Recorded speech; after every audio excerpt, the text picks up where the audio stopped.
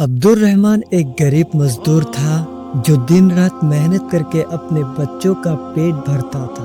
رمضان کا مقدس مہینہ آ چکا تھا، ہر کوئی روزے اور عبادت میں مشغول تھا، لیکن ایک غریب مزدور عبد الرحمن کے لیے یہ مہینہ اور بھی بڑا امتحان لے کر آیا تھا۔ ہر روز سورج نکلنے سے پہلے اٹھ کر سحری کرتا اور پھر مزدوری پر نکل جاتا۔ تپتی دھوپ میں بھوک پیاسے رہ کر بھی وہ ایمانداری سے کام کرتا، لیکن ایک دن بہت تیز گرمی تھی اور وہ بہت کمزور محسوس کرنے لگا۔ پیاس سے گلا سوکھ رہا تھا، لیکن اس نے سوچا اللہ کے لیے یہ صبر ہے، یہی اصلی عبادت ہے۔ شام کو جب وہ گھر لوٹا تو دیکھا کہ اس کی چھوٹی بیٹی سائرہ اداس بیٹھی تھی۔ اس نے پوچھا کیا ہوا بیٹی؟ سائرہ کی آنکھوں میں آنسو تھے۔ اس نے دھیرے سے کہا ابو، آج میری سہیلی کے گھر افطار میں بہت اچھے پکوان تھے، ہمارے پاس تو بس سوکھی روٹی اور کھجور ہے۔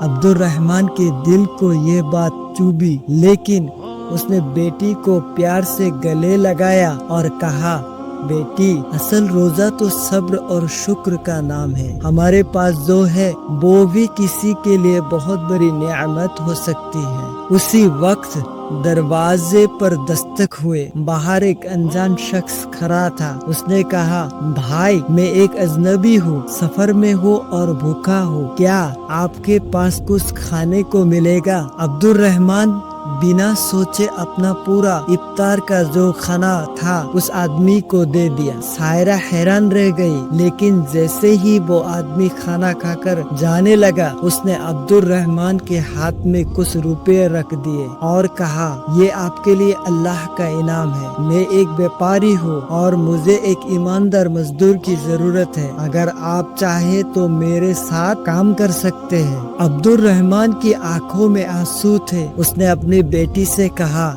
دیکھا بیٹی، جب ہم صبر اور شکر کرتے ہیں تو اللہ ہمیں امید سے بڑھ کر انعام دیتا ہے، یہی رمضان کا اصلی پیغام ہے۔